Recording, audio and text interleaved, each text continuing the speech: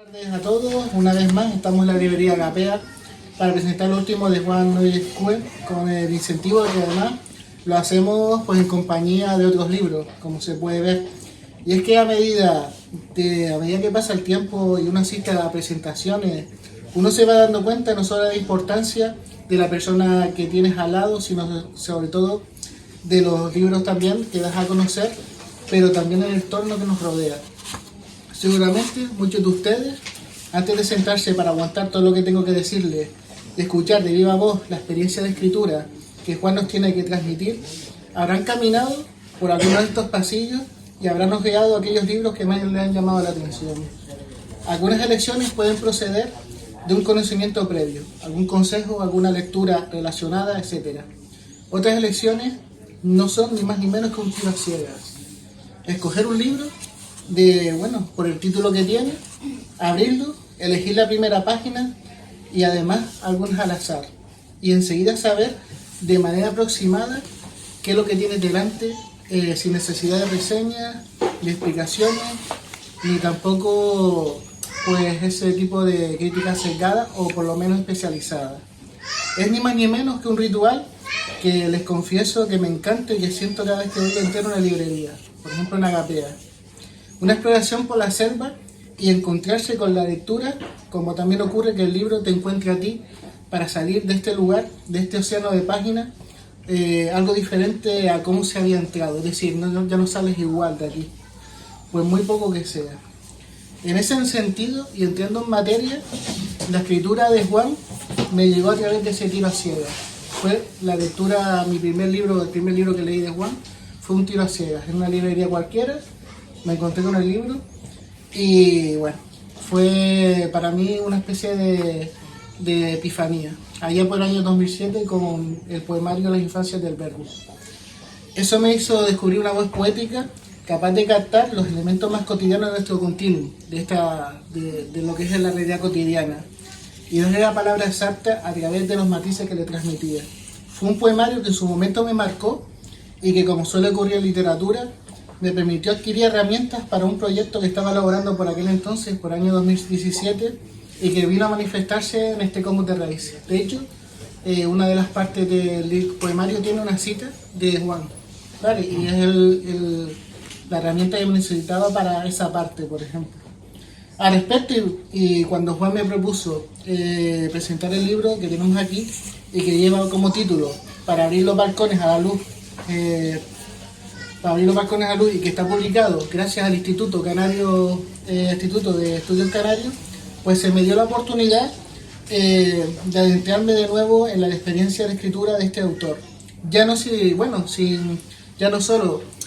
con la diferencia de que no desconocía poemario, la escritura de él, sino con la garantía de encontrar una lectura seria e interesante. Más si cabe, no sé si por el azar o por el demonio, porque ya lo último que me encontraba pues en cuanto a lecturas y libros pues no tenía ese grado de taumaturgia que se supone que tiene que poseer la poesía, ese grado de sorpresa, ese grado de lo imprevisible y de lo insólito, ¿no? En esta ocasión, y siguiendo la línea de lo que les indico, gravita sobre esos ejes de lo que llamamos poesía imperecedera, que surge de la composición meditada y que es capaz de leerse más allá del tiempo en que fue publicado, que es lo que habíamos hablado antes. Pero además es mirada, un acotamiento de momentos que pertenece a la intrahistoria de Juan como persona y también como poeta, y que se convierte en versos para que se quede eternizado y no se pierda en el olvido. Es por eso por lo que el título no es otra cosa que una declaración de intenciones, de abrir los balcones y a través de sus dinteles que se ilumina aquello que quiere el poeta, que ya no es persona, sino que se convierte en voz poética. Y ante eso, y antes de seguir con el contenido de los libros, pues ya te paso la primera pregunta para que la vayas reflexionando, ¿vale? Como todo profesor siempre va mandando los primeros flechas, es la elección de los elementos que utilizaste para el título. Esos dos elementos son los balcones y el otro, el de la luz. ¿Por qué elegiste esos elementos? Ya después me contestas. Sí. Así, sin que desgranarle el contenido del poemario, veremos que este posee varias partes que se corresponden primero con los 3 momentos del día. Hablamos de la aurora, del mediodía y de la noche. Y con ello también se cierra el poemario con 2 partes más, que es el epílogo, ¿vale? Y después con una especie de conclusión que se llama postscriptum. Hablamos de la aurora, que se podría corresponder con el nacimiento de la propia escritura, y que, como indica el primer texto, comienza desde la nada, desde el vaciamiento que pongo entre comillas porque así aparece en el primer texto. De la misma manera se establece una poética que creemos que se repite en el resto del día, ¿vale? Es el concepto de ibris, que por medio de un ejercicio de Garjatio llega a sus recuerdos de facultad y a su contacto y profesor y poeta Andrés Sánchez Robaina. Así como también cierta carga alegórica en poemas como Espantapájaros, donde se materializa ese concepto de vaciamiento y quizás pueda referirse a la imagen que se puede tener del oficio de la poesía. Si me permiten, voy a leer el poema de la página 13 y me gustaría que me acompañaran con la lectura, que se llama Espantapájaros. Espantapájaros, absurda imagen que protege la viña, ¿fuiste acaso en tu infancia sin mirar a las nubes? Oficialmente fuiste un vago y maleante, después de ser pastor de la mies primera, un vago y maleante del dios de los viñedos, dividiendo los reinos de la mar en parábolas. En cuanto al mediodía, que es la segunda parte del poemario, en el que se desarrolla una reflexión sobre el desdoblamiento del poeta a la hora de componer y que en muchas ocasiones sacude al Quijote para poder civilizarlo, de la misma manera aparece varias ocasiones el concepto de santuario y que dejamos pendiente para que Juan también nos hable sobre eso que significa el tema de santuario. Lo que sí, también nos hable un poco sobre esa especie de desdoblamiento que tiene que ver con el personaje cervantino, ¿no?, del Quijote. Pero por ahora también me gustaría también quedarme con otro poema que está en la página 33 y que habla sobre eso, sobre el santuario.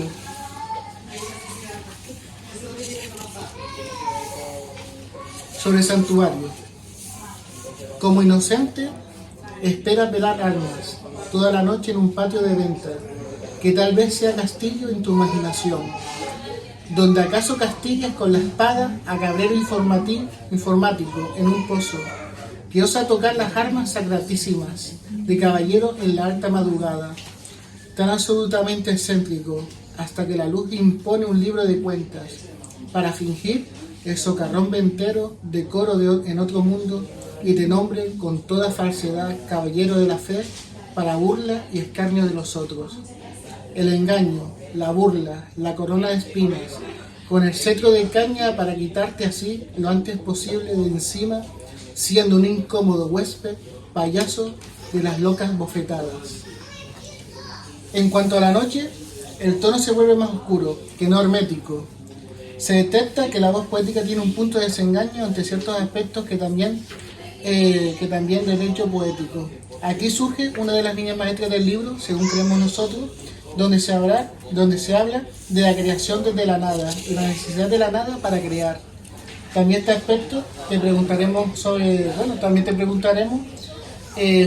el concepto de, el nihilismo que digamos que envuelve o que empapa, ¿no?, el poemario, y que viene a materializarse en algunos poemas, ¿no?, como que tenemos el siguiente, que está en la página 38 y que se titula Lo que se necesita. Este poema me encanta.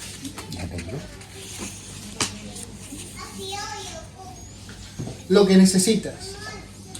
No necesitas saber casi nada para hacer poesía. En cambio, recomiendan abrazar lo inútil como un tesoro y conversar con muertos, o escuchar voces junto al muro del castillo lóbrego en Dinamarca. Se aparece el espectro de Hamlet padre, como un demonio, y después, acaso, hagas poesía. Si no lo haces, no importa en absoluto. Vale más entender que algo huele a podrido en esta vieja Hispania, y no es obligado a estar podrido. Qué bueno. Y de la misma manera, el poema de la página 42, tras las últimas lluvias, que ofrece una finísima sensibilidad por medio del encuadre contemplativo a través de los ojos, el oído, el tacto y todos los sentidos. Te estoy dejando sin poemas para leer después. No, que va, estoy encantado. Y esta además parece que va a caer la borrasca. Esto en concreto está inspirado como se transforma el paisaje del norte de la isla después de las lluvias. Concretamente viene Simon. Bien, pues te leo de las últimas lluvias. El norte de la isla, cuando rebrotan sus galas de oro y sus sueños floridos después de las recientes copiosísimas lluvias. Escucho la plática de los pájaros, instante de consumación precisa. En el cuerpo del deseo triunfado, aquí a solas sus galas de oro y los sueños floridos. Un poema brillante, a mi parecer. Con ello pasamos al epílogo en el que aparecen reflexiones, elementos y personajes del pasado. Hablamos de Luis Cernuda en el primer texto, como así también al lugar de Cuatro Puertas, que son lugares y personajes que aluden al pasado, ¿no? Y en ese sentido parece que Juan es consciente que la poesía es capaz de unir a través de la palabra a todos ellos y crear una atmósfera concreta. De esa manera surge de nuevo la imagen del barro, haciendo alusión a la mitología cristiana en el que el hombre procede, el hombre procede de este material, también haciendo alusión quizás a la composición de la palabra. Vamos a la página 52.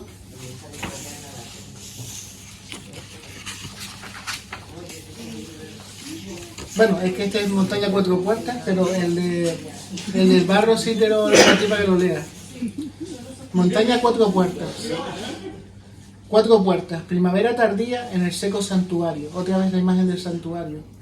La sangre languidece la sombra. Un don ofrendarás en miel de oro a las bendiciones de la luz, a las bendiciones de la lluvia alta y a la planta amorosa del deseo. Que solos se quedan los videntes y las sacerdotisas, con el paria que pidió refugio aquí en las cuatro puertas, alumbrando las cuatro direcciones del aire. Vale. Pero aquí hay un referente muy directo que lo sabrá, bueno, la gente que está fascinada por estos temas, que es un santuario aborigen, la montaña de las Cuatro Puertas, que está bastante cerca de Telde, que justamente era un santuario aborigen, que es uno de los aspectos del libro. Hay algún otro poema que lo menciona, que es valorar el mundo de lo aborigen. En este caso es aborigen canario, porque bueno, esto es Canarias, pero podíamos hablar de Australia o, en fin, de todo eso que va quedando o que quedó en un momento y que creo que tiene mucho que enseñarnos en nuestro mundo hipertecnificado, ¿no? Ok, ya voy acabando. Por último, a manera de conclusión, nos encontramos con el poema Azaballerías, un texto de bella factura que invita a una oración mística hacia Dios, en la que entra el juego del concepto de la luz y la apertura del espíritu. No lo voy a leer porque también es bastante grande, ¿vale? Bastante extenso. Y aquí ya concluyo que con todo nos encontramos con un poemario que tiene mucho de recorrido místico. Pues ya, bueno, se nos pone en claro que partimos desde la nada y es a través del entorno y nuestra predisposición lo que nos impulsa a componer y con ello eternizar ese interior descubierto a la luz. En ello se produce un alineamiento entre el Juan poeta, bueno, una especie de unión entre el Juan poeta con la persona, y fluye con ello la intrahistoria del primero, bajo el filtro del lenguaje poético. De esta manera se consigue el equilibrio de lo que yo considero poesía, es decir, el lenguaje, la mirada y la taumaturgia. Y con eso acabo la introducción. Ahora viene las preguntas. Muchísimas gracias, la verdad es que me ha emocionado escuchar lo que has dicho, porque claro, una lectura, como es lógico, absolutamente, hombre, coincide en algunas cosas, pero siempre aprende uno más de lo que otra persona puede decir muchas veces que lo que uno personalmente pues pueda llegar a interpretar, ¿no? Porque como eso lo tiene demasiado cerca, parece que es muy difícil llegar a hacer una interpretación clara. Bueno, y... Te empiezo con las preguntas y... Sí. La primera pregunta era sobre el título. Y el título realmente viene de un poema, un poco largo, pero bueno, igual me voy a permitir la licencia de leerlo. En la página 41. Viene del final de este poema. Es un poema dedicado al gran poeta peruano César Vallejo, que bueno, a mí me parece que empezó a decir cosas en castellano que antes no se habían dicho y no se podían decir. O sea, no sé, para mí es un poeta casi mágico, milagroso. Entonces este se llama César vuelve al Perú. Ha regresado César al Perú, finalmente con los huesos de medieval teólogo fallecido en París. Gesto adusto de dinasta solar en los Andes, que sufre desmayos de cadáver en el cielo. Viernes Santo y Pasión, Padre, porque no sabían. Y porque Padre, porque no saben.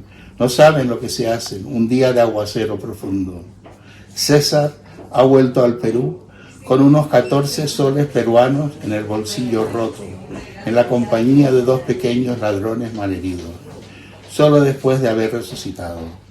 Solo después de haber resucitado en lugar que me sé. Y que no da segundas oportunidades.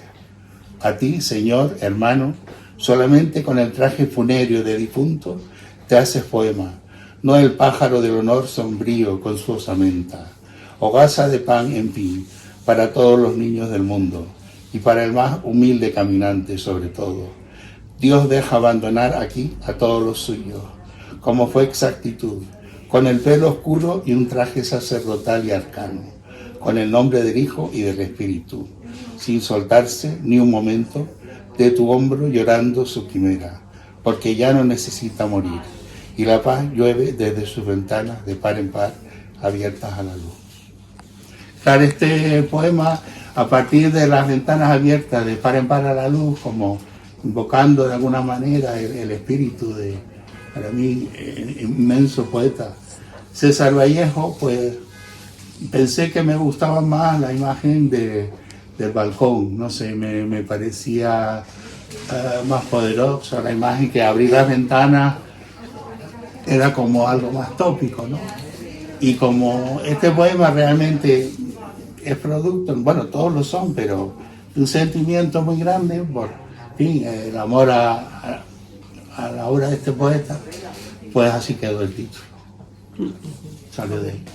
Pues genial. A mí me vino a la mente, pues, bueno, no sé si fue elección, bueno, no lo que acabo de decir, pero esa calle de los balcones de La Palma.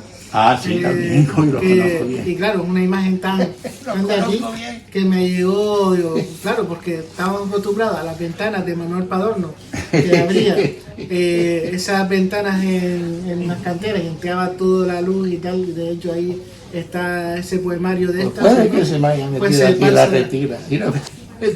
Sí. Sí, he pasado mucho tiempo. Ya realmente tengo un poema que escribí. Lo que pasa es que yo lo escribí desde la experiencia de La Palma, pero antes del volcán, ¿no? Que ahí se respiraba una tranquilidad, no sé, algo que yo creo que en parte se vivía antes en Canarias y en gran medida se ha perdido, y que en algunos momentos esa tranquilidad, esa calma, esa serenidad, yo en La Palma la pude experimentar. Bueno, y está dedicado a mi amigo Sergio Constante, que está por ahí detrás poniendo cara extraña. Se llama Respiración Tranquila. ¿De qué modo? A las 12 menos 7, en un alto mediodía, estás quieto al aire libre. La respiración tranquila te acompaña. En la sobria terraza de un café, dulces muchachas pasan musicando, suaves señoras pasan musicando, con la frescura y el fulgor de un sueño. El día no conoce la fatiga y labores de nuestra mar cercana, cuya respiración no está nada lejos. No está lejos. 12 y 1 minuto del mediodía, con la gloria y el fulgor del deseo en la mesa, con el vaso de agua y un café poderoso tras el luto, bajo los rayos diáfanos del día. Y eso para el señor Constante, deseándole mucha serenidad y mucha calma. Bueno, todos la necesitamos, pero yo creo que es algo a reivindicar, como se dice, y a recuperar en la medida de lo posible. La tranquilidad, la calma, el sosiego, la paz. No sé, yo creo que sí. Okay. Te quería preguntar sobre los títulos de cada parte, ¿no? Ah, sí. eliges, por ejemplo, aurora, mediodía, noche, y Muy después buena pasas pregunta. un epílogo y después escritura. Pues aquí aunque no me gusta la poesía confesional, creo que no es confesional, aunque como le estaba comentando a compañeros, hombre, uno se aprovecha de su experiencia, pero creo que uno no se dedica exactamente a hacer confesión en los poemas, creo. Yo a los amigos, cuando ha habido un par de copas, no, pero para los poemas no. Entonces, pues la idea era, ¿cómo decir? ¿Cuál es la pregunta? Sí, ¿por qué? Los momentos del día. Sí, Los sí. momentos de... La comunión con la naturaleza, de alguna manera. O sea, sentir que cuando uno escribe poesía, está en conexión con la naturaleza. Además, debo reconocer aquí, hago una confesión, que soy un maldito desastre. Eso se refleja en otro poema. Soy muy desordenado, funciono a base de libretas. Entonces, pensando en una manera de organizar mínimamente el caos, se me ocurrió la idea de un día natural, comenzando desde la aurora, mediodía, el ocaso, la noche y luego los epílogos, como una conexión con la naturaleza. Y para hablar del caos, que me divierte mucho, está en la página 23, se llama Los papeles de Chantry. Chantry es un seudónimo que he utilizado en alguna ocasión cuando era más joven y tal. El primer libro publiqué con ese nombre, o no sé cómo llamar. Aquí lo que hay es un salto curioso, porque no me pregunten por qué, porque para mí eso de la poesía participa del misterio. Hay un salto de a lo mejor una cosa un tanto burlona, un personaje que bueno, puede tener algo que ver con el que escribió, pero no tiene por qué ser el que escribió. De pronto pega un salto hacia el mundo espiritual y se encuentra en las escrituras sagradas de la India. Por eso habla de Krishna. Yo no sé por qué. Los papeles de Chantry. Sigo con estas toscas libretas, intentando componer poesía de alto vuelo. Qué iluso, pensará. Qué tonterías tiene a estas alturas el viejo. Sí, tal vez tengas razón. En fin, rearmo la locura y el gran caos de los libros. El hidalgo manchego está solo. En cambio, yo tengo algún amigo para expresar estos delirios serios, ciertos dogmas del alma, mis obsesiones y alucinaciones, tan reales como la vida misma. Y créeme, no es igual, no es lo mismo para nada. Que aquí uno lo llamaría un acto filosofal, diamante del vacío, o el dulce loto que surge del barro. Una cierta dosis de autodefensa fue necesaria para que no arrastren hacia abajo la mente, despidiendo hacia la atmósfera más ordinaria que las tinieblas exteriores. Son ya cosas extrañas para tu ser. La conciencia única no ha de exponerse en exceso a la conciencia rodada. Por lo tanto, sigo con las libretas, cultivando un desapego absoluto. Con mi fe en la pasión de lo sagrado, igual que inmóvil, Arjuna el guerrero sigue escuchando de Krishna palabras, y la batalla pronto se iniciará, que aguardan su carro de guerra. Claro, es el principio del Bhagavad Gita, escritura sagrada hindú, que Arjuna es un guerrero, un kshatriya, creo que se llamaban, y de pronto siente compasión por toda la gente que va a morir, por la sangre que se va a derramar. Entonces tiene como una aparición divina, se le aparece Dios, Krishna, en forma de cochero, y ya le hace ver las cosas de otra manera. Pero ¿por qué ese salto? Yo lo llamaría misterio, porque no soy hindú, evidentemente, pero mira. El tema del nihilismo que Nihilismo, eso me encanta. Eso me encanta. Yo me acuerdo, hombre, yo no soy filósofo, pero a ratos libres he tenido momentos en que por afición he leído filósofos. Me acuerdo un gran filósofo, Adorno, que en algún momento le decían, pero usted es un nihilista. Y él contestaba, en alemán, claro, yo alemán no sé. Pues no soy bastante nihilista. Y claro, yo entendí esa expresión de Adorno en el sentido un poco de llevar la crítica, ¿no? La crítica hasta el extremo, ¿no? De la sociedad en que estamos viviendo y de alguna manera el nihilismo era como hacer tabla rasa, es decir, buscar como una manera de recomenzar. Por eso hablaba antes también de los aborígenes, que hay algún otro poema dedicado a ellos, como, no digo un plan de volver a la naturaleza, pero un poco sí, ¿no? Un poco de retomar lo ancestral que se ha perdido y a través de un nihilismo, de anular un poco los ídolos que nos están colonizando, en fin. No hace falta que los nombres, todos somos víctimas de ellos. No sé si me he explicado algo. Sí, por eso quiere decir que soy profe de inglés, entonces esto de explicar me resulta difícil. Ahora podía explicar presente continuo y tal. Eso sí que lo sé muy bien. Es que a mí me resulta llamativo cuando dice no necesitas saber casi nada para hacer poesía. Sí. ¿Eso parte de ahí o es otra sí, es un poco, yo creo que la voz, yo no creo saber todo lo que hay ahí, porque ya digo, esto es parte del inconsciente. Yo vamos a ser cientificistas, pues yo diría parte del inconsciente, pero una idea un poco socrática, ¿no? De sé que no sé nada, ¿no? A partir de no sé, ¿no? Por ahí, entiendo yo. Hasta donde entiendo, pero igual otra persona lo lee y me da una respuesta mejor que la mía. No es falsa modestia, realmente lo pienso así. Seguimos... lo que ustedes quieran. Te quería preguntar, porque claro, yo soy muy Cervantes, últimamente estoy con Cervantes de bueno. Y me llamó mucha atención que hiciste alusión 2 veces al Quijote, pero desde el punto de vista creo que de doblamiento, ¿no? Sí, eso. Y aparte de eso, el juego de ilusiones, ¿no? Que sí, el personaje... cuando era niño lo detestaba, ¿no? Porque era como lo que nos decía, no, es que ustedes tienen que leer esto porque tal, y yo, bueno, voy a leer eso, que vaya rollo.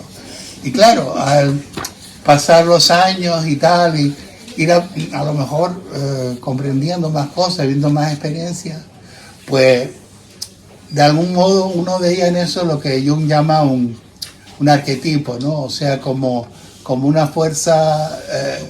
que está dentro de nuestro inconsciente, de la humanidad, ¿no? Y sobre todo me seducía el personaje, no tanto por su aspecto violento y un tanto agresivo, porque el hombre recibe golpes, pero también él lanza en ristre, no es precisamente un pacifista.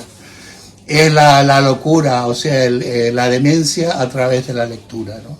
Que yo creo que para mí la lectura y los libros han sido una especie de obsesión, de demencia. Y bueno, mi mujer me dice, hay que vaciar libros de casa porque si no aquí no cabemos, porque claro, yo tengo esa obsesión y puede que sea una especie de locura. Ahora, una vez dicho eso, también diré que hay locuras mucho peores. Claro, por supuesto, opino igual. Bueno, aquí te quería preguntar sobre los 2 poetas que nombra César Vallejo, que ya lo contestaste en cierta manera. César Vallejo, sí. Pero ¿qué te representa a ti Luis Cernuda? Hombre, Luis Cernuda, hace años en España era como una especie de maldito desconocido. Dentro de la generación del 27, bueno, él como tanto, fue el poeta que apoyó a la República, se exilió antes de que acabara la guerra, estuvo en el Reino Unido, luego en Norteamérica y al final volvió a México, ¿no? Volvió al idioma español a través de México, que es lo que él cuenta en su libro Ocnos. Y a mí un poco ese carácter de personaje un tanto marginal, yo creo que el trato debía ser dificilísimo con Cernuda, lo considero uno de los grandes poetas, ¿no? Pero ese personaje un tanto individualista, un tanto exquisito, pero al mismo tiempo solitario, no sé, provocaba en mí una fascinación y no sé, una fascinación, aparte de que me parece que sus poemas son maravillosos. Bueno, no todos, claro, pero sí, mira, a lo mejor podríamos acabar aquí. Sí. Este está dedicado a un amigo, se llama José Iniesta, se llama El Imposible Outsider, por eso lo trato como outsider, como marginal, como en cierto modo Cernuda estaba obsesionado de que su primer libro fue mal recibido y que luego no le hacían caso, y bueno, un hombre un tanto obsesivo, un tanto marginal. Vivía en un lugar claro del sur, sentado en el azul más seco de Leonardo, con los altivos sueños de los jóvenes, en cualquier caso. Siente, y aún se siente, tan aislado en Sevilla, sobre el vasto amor de las tempestades. Luis Cernuda, un altivo joven, con siempre vivas perennes, las violetas efímeras alarras. Fue un dandy que citaba a Nerval en sus primeros versos. Pobre, pintando siempre aquel estilo con sombrero de marca y liso terno, al que aquel gran negocio demoníaco de guerra ha empujado a los perfectos exilios, recuperando en México su idioma y el amor que fue muerte, y la muerte que ya no fue solo amor por sí mismo. No están en desacuerdo realidad y deseo. Es un poco la contradicción del propio Cernuda, porque él decía que están en desacuerdo la realidad y el deseo, pero justamente encontró la muerte y el amor en México, claro, como él murió relativamente joven. Pues ahora sí pasamos a ronda de preguntas. Si alguien se ha quedado, y si también, no solo preguntas, si alguien quiere leer algún poema. Yo encantadísimo. A mí me gusta más cuando leen los otros, lo digo sinceramente. Sí. Entonces les dejo a ustedes la palabra.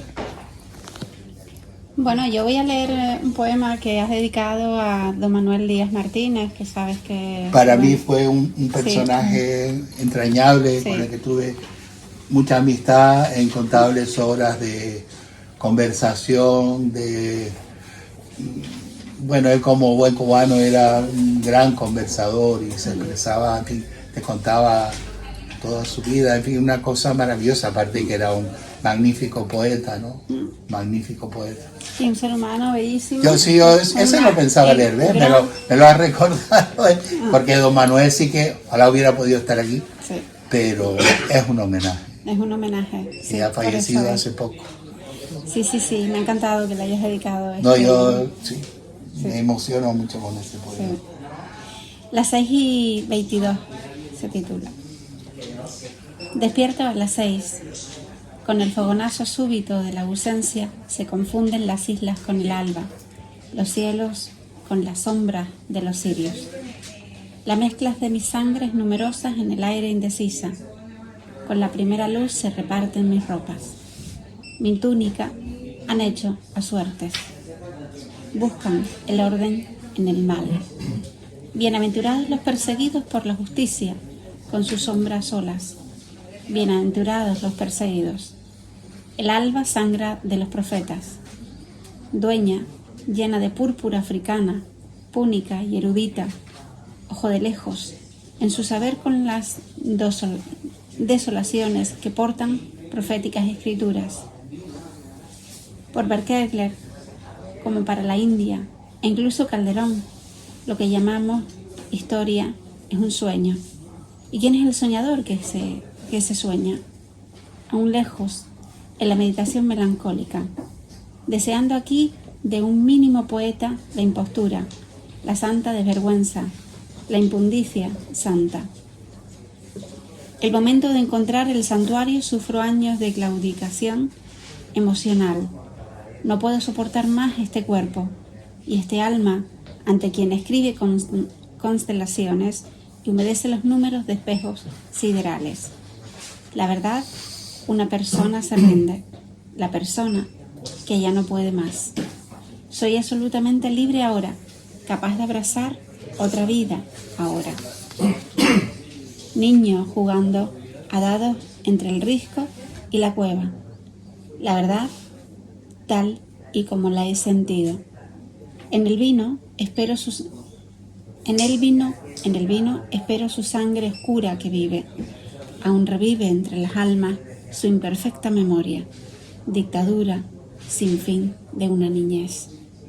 Las 6 y 22. Yo mismo las bendigo. Ya sé que ahora puedo bendecir, soportar las bendiciones de luz, ser de tan alto goce.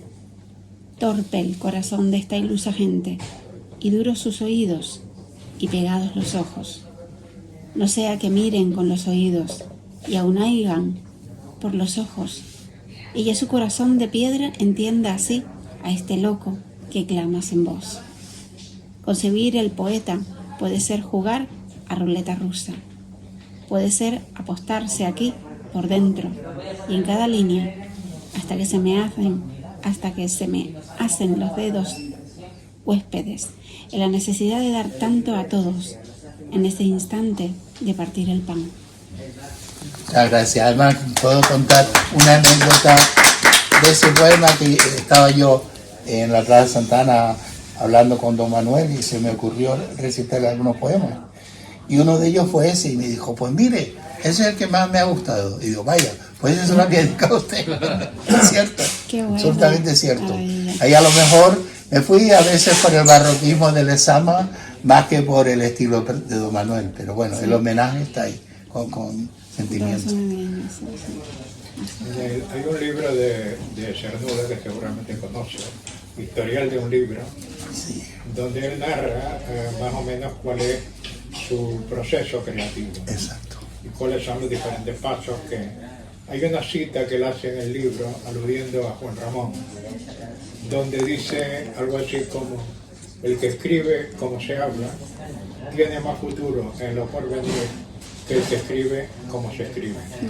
A pesar del barroquismo al que tú aludes, da la impresión de que hay una cierta complicidad, una invitación a la complicidad en lo poquito que he leído de tu poema y de lo que estamos hoy oyendo aquí. ¿Hay algún tipo de comunión con esa aseveración de Cernuda o con esa, porque por otra parte Cernuda, como tú decías antes, era un hombre hipersensible, ¿no? Salinas, que fue su mentor, le hace una crítica a el perfil del aire, creo que era, ¿no? Sí. Su primer libro, muy elogiosa, pero simplemente comenta que hay influencia de otros autores, ¿no? Y a él le duele en el alma. Le duele en el alma hasta el punto de que en la segunda edición los poemas que decía Salinas que estaban influenciados no los pone.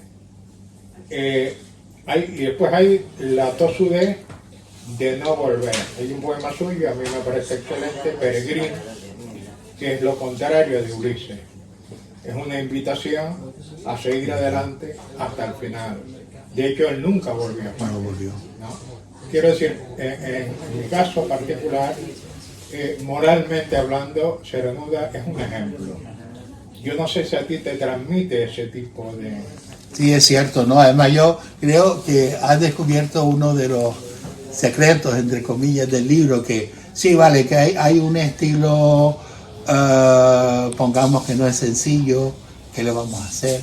Uno es así, invitado a escribir así, pero sí que hay un intento de acercarse a la palabra hablada. Un tono, ¿no? El tono. Exacto. Yo, bueno, de verdad te agradezco muchísimo el comentario, porque, bueno, para mí eso es un poco sentir que en cierto modo, pues, lo que uno se proponía, ahí se ha conseguido. No, y como ejemplo, hombre, ya decía Octavio Paz de Cernuda, ¿no? Él llamaba la palabra edificante, es decir, como a pesar de sus rabietas, sus malos humores, en fin, sus extrañezas, sin embargo, es realmente un ejemplo, creo, en muchos sentidos, ¿no? En muchos sentidos.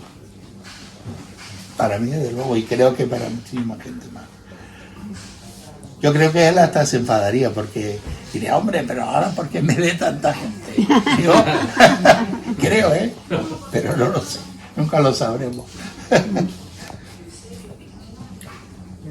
¿Alguien tiene alguna pregunta?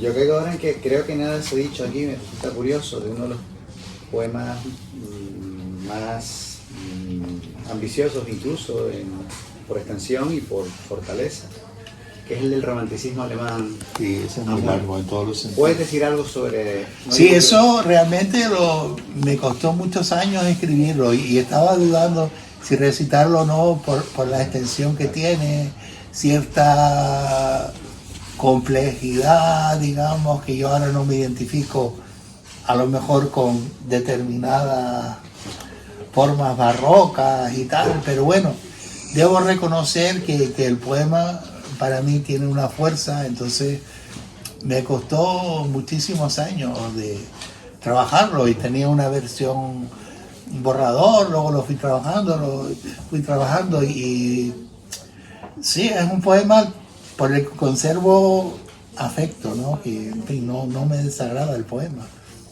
pero que en fin, no sé. ¿Tú quieres? No, yo es lo un que poema quiera. más denso, pero bueno, que hay algunos versos donde realmente te despachas a gusto. Sí, Pues yo sí que a mí me gustaría que lo Pues leyera. lo leo. Porque Si ustedes tienen sé- paciencia, yo ronco no estoy todavía, no estoy a fondo. Eso ya son muchos años de aula, Bueno. aula de idioma. 30, la página 30. Sí. El romanticismo ha muerto. Esto está dedicado a un poeta al que admiraba mucho, César Simón. Marte, casi las 3. Hoy al pasear he contemplado las sombras nebulosas de poetas. Novalis, Hölderlin, el joven Goethe, Kleist, Heine, seres de una raza extinta. Mirando el páramo desolador, llego a la conclusión de que el crepúsculo vino hace tiempo. Por aquí el espíritu pasó, pero desde el giro de esvástica en sentido del sol, el romanticismo alemán ha muerto. Se ha puesto el sol en los bosques de otoño.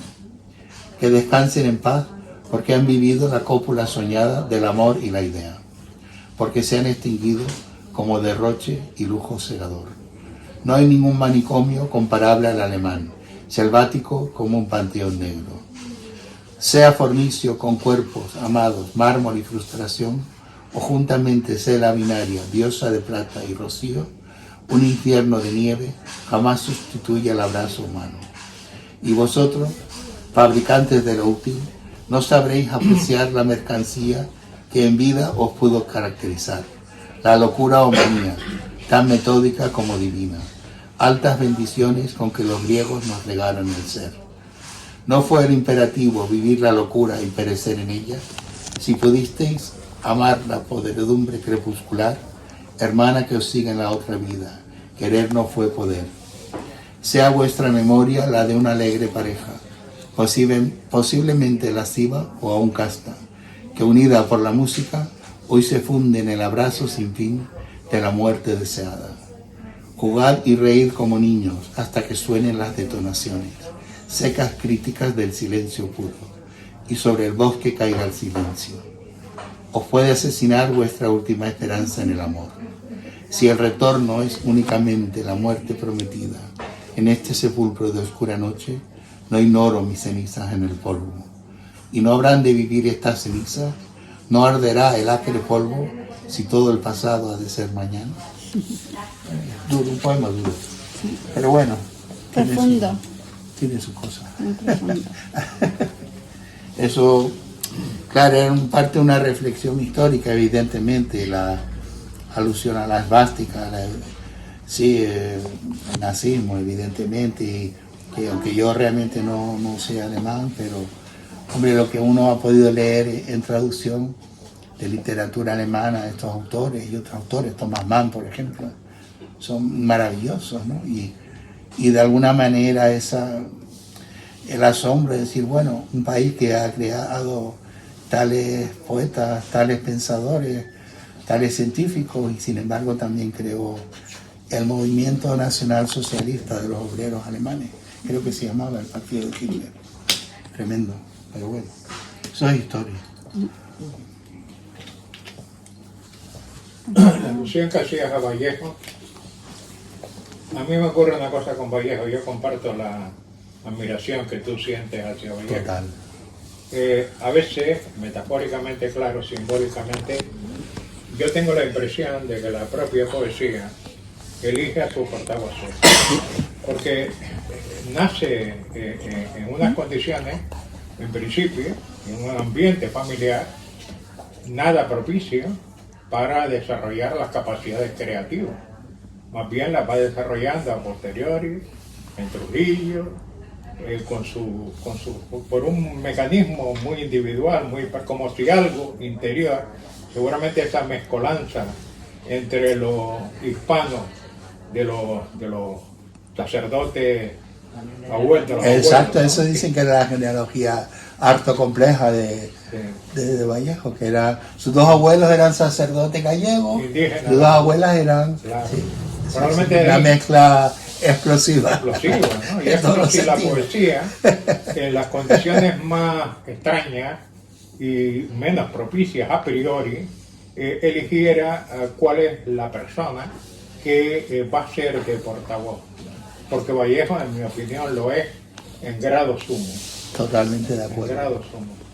De hecho hay también un exiliado de la República, también poeta, aunque menos conocido, Juan Larrea, que dedicó muchos de sus años de exilio en Iberoamérica hasta que murió en Córdoba, Argentina, a hacer seminarios sobre Vallejo, bueno, y como que él lo veía como una gran figura espiritual, como una figura mesiánica, Muy bueno, amigo fue de amigo él. personal, y ya creo que después que murió Vallejo, pues sí, que él como lo interpretaba como, sí, un ser, no sé, carismático. De luego su poesía sí que lo es.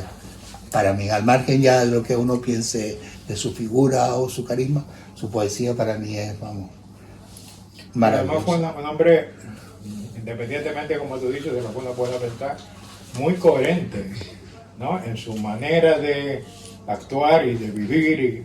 Y fue un hombre muy coherente hasta el final. Quiero decir, un hombre siempre pobre, nunca tenía ni un duro. Incluso cuando vino a España, becado, Cuando la guerra... y a él sí. le parecía que no estaba bien y renunció a la beca y volvió otra vez a Francia. En ese sentido, él mantuvo una coherencia hasta esa muerte tan trágica que tuvo al final con su mujer al lado sin saber exactamente. Pero además la profetizó, me moriré en París, Me un morí día de en París, lluvia, se equivocó por un día, ¿no? Fue casi acertó. fue casi. Qué miedo, ¿eh? Sí. La A mí verdad que esas sí. cosas me dan hasta miedo. Sí, sí, sí. Sí, a mí Vallejo me parece que, para mí, vamos, es un poco un paradigma de si tuviera que definir la poesía, diría Vallejo. Sí, es que Sí, ¿quién la ha poesía, sido pues, capaz de escribir así Vallejo. en castellano? Es que no se me... Ya sé que Juan Ramón Jiménez, por ejemplo, es un gran genio, no lo discuto, pero lo que escribía Vallejo, ¿quién lo ha escrito? Yo creo que nadie, que al menos que yo conozca. ¿No? Y los saltos que da, ¿no? De los Exacto, heraldos y negros esa a mezcla de Madrid, todo, de es un coloquialismo, culturalismo, palabras inventadas, pues yo me volvía loco, porque empezaba a ver palabras y digo, coño, sí que tengo un vocabulario yo miserable, yo pienso que soy un lector, un universitario, y me salían un montón de palabras, claro, eran palabras inventadas, porque yo podía no conocerlas, Claro, claro. claro, inventar palabras, el buen hombre. Y después otra cosa que demuestra Vallejo, creo yo, es que, lo dice Hellman también, Juan Hellman, ¿no? Sí. La poesía es palabra calcinada, por tanto, todo es susceptible de ser tratado por la poesía. La cuestión no está en el qué, sino en el cómo. O sea, se puede tratar cualquier tema, siempre que sea poesía, claro. ¿No? Ese matiz a mí me parece importante, ¿no? Sí. Porque parece como si no es algo espiritual, algo metafísico, algo etéreo, ya no es poesía, ya es una cosa más testimonial. En realidad no se trata del tema, ¿no? Cualquier tema es susceptible de ser tratado si está bien tratado. Y ahí está Vallejo, que lo Ahí demuestra está con lo Vallejo. más vulgar, cotidiano, con todo. Ahora bien, en España, aparte, el poema Masa, por ejemplo, ¿no? Un poema enorme, no solo porque recuerda a Lázaro, no solo porque tiene el tema de la resurrección, sino por la fuerza dramática que tiene ese poema, ¿no? El poema España, aparte de mi Cali, a Hombre. mí me parece extraordinario, Claro. ¿no? Un poema de una calidad extraordinaria, Totalmente de pese a que acuerdo. toca temas muy candentes, Sí, ¿no? sí. Aún tenemos que aprender mucho de él, creo. Mucho. Sí, sí. Bueno, pues lo dejamos por aquí Y si quieren después bueno, fuera de la cafetería podemos seguir dialogando. Pero nada, pues muchas gracias por venir, muchas gracias por venir.